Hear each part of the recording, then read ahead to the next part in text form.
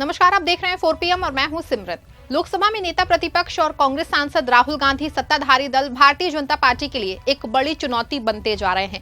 BJP जितना ही राहुल गांधी को दबाने और उनकी छवि को खराब करने की कोशिश करती है, राहुल गांधी उतने ही और मजबूती के साथ उभर के सामने आते जाते हैं और बीजेपी के लिए हर बार एक नई चुनौती खड़ी कर जाते हैं। अब एक बार फिर से राहुल गांधी के नेतृत्व में कांग्रेस ने बीजेपी के खिलाफ मोर्चा खोल दिया है और लोकसभा चुनाव में जिस संविधान के मुद्दे ने बीजेपी को गर्त में डाल दिया है और कांग्रेस के प्रदर्शन में दोगुनी छलांग लगाती है, उसी को लेकर राहुल गांधी ने अब एक बार फिर से बीजेपी पे बड़ा हमला कर दिया है और बीजेपी के तमाम हथकंडों के बावजूद भाजपा और पीएम मोदी पे करारा हमला बोल दिया है। दरअसल कांग्रेस ने मध्य प्रदेश के महू शहर में जय बापू, जय भीम, जय संविधान नाम से एक विशाल रैली की है।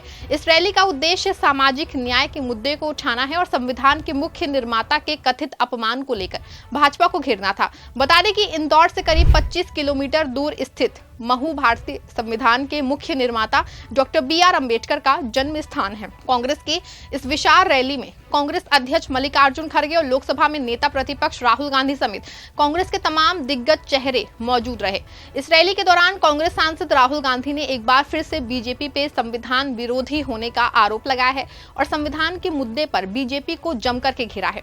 इस रैली के दौरान अपने संबोधन में राहुल गांधी ने कहा कि हिंदुस्तान में विचारधारा की लड़ाई चल रही है। संविधान सिर्फ एक किताब नहीं है, इसमें हिंदुस्तान की हजारों साल पुरानी सोच है। आप भी सुनिए क्या कुछ कहा नेता प्रतिपक्ष ने। हिंदुस्तान में विचारधारा की लड़ाई चल रही है। एक तरफ कांग्रेस पार्टी जो संविधान को मानती है और इसके लिए लड़ रही है, और दूसरी तरफ आरएसएस, बीजेपी जो इस संविधान के खिलाफ हैं, अंबेडकर जी, गांधी जी के संविधान के खिलाफ हैं, इसको कमजोर करते हैं और इसको खत्म करना चाहते हैं। ये लड़ाई चल रही है। ये जो संविधान है, ये सिर्फ एक किताब नहीं है, इसमें हिंदुस्तान की हजारों साल पुरानी सोच है। अंबेडकर जी, महात्मा गांधी जी, बुद्ध भगवान, बसवना जी, फूले जी, नारायण गुरु जी, हिंदुस्तान के जो महापुरुष हैं, उनकी सोच और उनकी आवाज इस संविधान में है। इस रैली के दौरान राहुल गांधी ने बीजेपी को घेरने का कोई भी मौका नहीं छोड़ा है। कुछ दिन पहले दिए गए आरएसएस प्रमुख मोहन भागवत के बयान का जिक्र करते हुए राहुल गांधी ने कहा कि कुछ दिन पहले आरएसएस प्रमुख मोहन भागवत ने कहा था कि हिंदुस्तान को 15 अगस्त 1947 को आजादी नहीं मिली, वो झूठी आजादी थी। राहुल गांधी ने भागवत के बयान को संविधान विरोधी बताते हुए बीजेपी और संघ पे जम के निशाना साधा। कुछ दिन पहले आरएसएस के नेता मोहन भागवत ने कहा कि हिंदुस्तान को 15 अगस्त 1947 में आजादी नहीं मिली, वो झूठी आजादी थी, सच्ची आजादी मोदी जी के आने के बाद मिली। भाइयों और बहनों, ये सीधा संविधान पर आक्रमण है। इन्होंने पहले, लोकसभा से पहले संविधान को रद्द करने की कोशिश की। इन्होंने कहा कि 400 पार हमारी सीटें आएंगी और जब सीटें आएंगी हम संविधान को खत्म कर देंगे, बदल देंगे। उनके सामने इंडिया गठबंधन और कांग्रेस पार्टी खड़ी हुई, हमारे कार्यकर्ता खड़े हुए और लोकसभा में 400 पार छोड़ो, लोकसभा में नरेंद्र मोदी जी को इस पर मत्था टेकना पड़ा था। जब वो अंदर घुसे थे, मत्था टेक कर घुसे थे। भाई और बहनों, एक बात याद कीजिए और इसको भूलिए मत। जिस दिन ये संविधान खत्म हो गया, उस दिन हिंदुस्तान के गरीब लोगों के लिए इस देश में कुछ नहीं बचेगा। दलितों के लिए, आदिवासियों के लिए, पिछड़ों के लिए देश में कुछ नहीं बचेगा। लक्ष्य इनका यही है। कांग्रेस की इस रैली के दौरान राहुल गांधी लोकसभा चुनावों वाले अपने पुराने तेवरों में ही नजर आए हैं। उन्होंने संघ और बीजेपी पे जमकर के निशाना साधते हुए दलितों और आदिवासियों को भी साधने का पूरा प्रयास किया है। इस दौरान कांग्रेस सांसद ने आगे कहा कि आजादी से पहले देश में गरीबों, दलितों, पिछड़ों, आदिवासियों के पास कोई अधिकार नहीं थे, सिर्फ राजा महाराजाओं के पास अधिकार थे। आजादी के बाद संविधान बना तो देश में सभी को अधिकार मिले। कॉन्स्टिट्यूशन से पहले, संविधान से पहले इस देश में गरीबों के कोई अधिकार नहीं हुआ करते थे। संविधान से पहले, याद रखिए, आजादी से पहले इस देश में गरीबों के कोई अधिकार नहीं थे, दलितों के कोई अधिकार नहीं थे, पिछड़ों के कोई अधिकार नहीं थे, आदिवासियों के कोई अधिकार नहीं थे। अधिकार सिर्फ महाराजा राजा के थे। वो बदलाव आजादी के दिन आया था। आपको जमीन दी गई, जमीन का हक दिया गया, अधिकार दिए गए। बीजेपी, आरएसएस चाहते हैं कि आजादी से पहले जो था, जहां गरीबों के कोई अधिकार नहीं थे, सिर्फ अंबानी, अदानी जैसे लोगों के अधिकार थे, वैसा हिंदुस्तान चाहते हैं। यह लड़ाई हो रही है।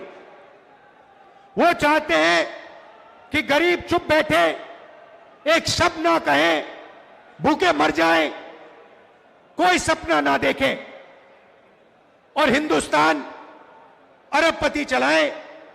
जहां उनको एयरपोर्ट चाहिए एयरपोर्ट मिल जाए, जहां उनको पोर्ट चाहिए पोर्ट मिल जाए, जहां हाईवे चाहिए, हाईवे बनानी है, हाईवे बना ले, सारे के सारे कॉन्ट्रैक्ट उनके हाथ चले जाए। अपने संबोधन में प्रधानमंत्री मोदी पर अरबपतियों की मदद करने और लोगों के अधिकार अपने मित्रों को देने का आरोप लगाते हुए राहुल गांधी ने कहा कि इस वक्त में देश में सबसे ज्यादा बेरोजगारी है। राहुल गांधी ने क्या कुछ कहा, आप भी सुनिए। पिछड़ों के कोई अधिकार नहीं थे, आदिवासियों के कोई अधिकार नहीं थे, अधिकार सिर्फ महाराजा राजा के थे। वो बदलाव आजादी के दिन आया था। आपको जमीन दी गई, जमीन का हक दिया गया, अधिकार दिए गए।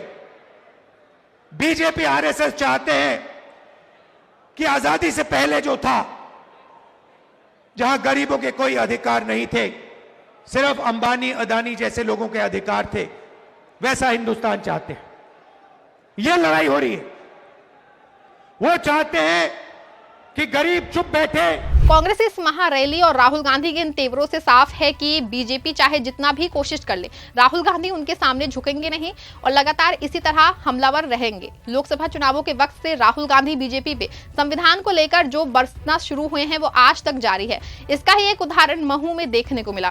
साथ ही राहुल गांधी के ये तेवर ये भी दिखाते हैं कि राहुल गांधी ने एक राजनेता के रूप में खुद को कितना मजबूत किया है और अब वो किसी मुद्दे को सिर्फ चुनाव तक नहीं उठाते हैं, बल्कि उस मुद्दे से बीजेपी के लिए लगातार मुश्किलें भी खड़ी कर रहे हैं। वैसे तो जब से राहुल गांधी ने भारत जोड़ो यात्रा के पहले चरण की शुरुआत की थी और कन्याकुमारी से कश्मीर तक पैदल यात्रा निकाली थी, उसके बाद से ही उनकी सियासी छवि में एक बार बहुत बड़ा परिवर्तन देखा गया। अपनी एक यात्रा से राहुल गांधी ने बीजेपी के कई सालों से करोड़ों रुपए खर्च कर उनकी बिगाड़ी गई छवि को बदल दिया और जनता के बीच में अपनी एक अलग मजबूत छवि बनाई है।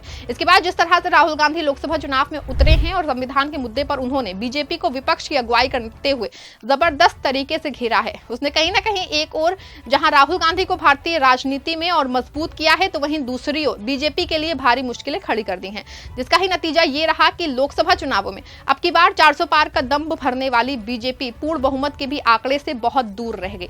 महज 240 सीटों पे सिमट के रह गए। वहीं दूसरी ओर कांग्रेस के लिए लोकसभा चुनावों में जो नतीजे आए हैं, बेशक वो कांग्रेस की उम्मीदों से काफी कम थे, लेकिन उन नतीजों ने कांग्रेस के तेवर बदल दिए हैं और एक राजनेता के रूप में राहुल गांधी की छवि को और ज्यादा मजबूत कर दिया है, जिससे राहुल गांधी बीजेपी और पीएम मोदी के सामने मजबूती से खड़े हो सके हैं। यही कारण रहा है कि विपक्ष की पूर्ण सहमति से राहुल गांधी को लोकसभा में नेता प्रतिपक्ष के पद पर भी स्वीकार किया गया। लोकसभा चुनावों के बाद से कांग्रेस और राहुल गांधी अक्सर ही संविधान को लेकर बीजेपी पे निशाना साधते रहे हैं और बीजेपी को संविधान विरोधी बताते रहे हैं।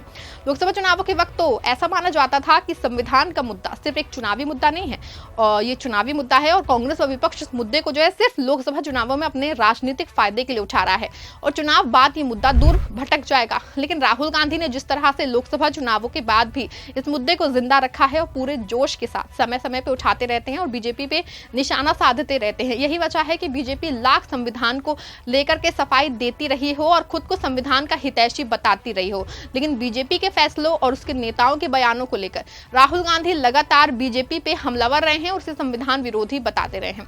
अब इसी दिशा में कांग्रेस एक बार फिर से बीजेपी को घेरने की तैयारी कर रही है, जिसकी एक झलक है महू की जय बापू जय भीम जय संविधान रैली में देखने को मिलेगी, जहां कांग्रेस व राहुल गांधी ने अमित शाह के बयान से लेकर मोहन भागवत तक के बयान का जिक्र किया है और बीजेपी पे संविधान विरोधी होने का आरोप लगाया है। कांग्रेस के इस कदम से बीजेपी की नींदें उड़ गई हैं। यही वजह है कि बीजेपी राहुल गांधी को रोकने के लिए तमाम तरह के हथकंडे आजमा रही है, लेकिन राहुल गांधी बीजेपी के सामने एक मजबूत पत्थर की तरह खड़े हुए हैं। इससे टकराकर बीजेपी हार गई और उनका पैतरा जो है वो फेल होता जा रहा है और उसे उल्टा ही खुद मुंह की खानी पड़ रही है। फिलहाल देखते हैं कि क्या कांग्रेस आगे भी इसी तरह की रैलियां और कार्यक्रम करती रहती है और पीएम मोदी और बीजेपी पर निशाना साधती रहती है या फिर नहीं। देखने वाली बात होगी कि अब बीजेपी की ओर से अगला क्या कदम उठाया जाता है। इस खबर में इतना ही। आपको खबर अच्छी लगी, खबर को लाइक शेयर जरूर करें, चैनल को सब्सक्राइब कर दें और देखते रहे 4 PM। धन्यवाद।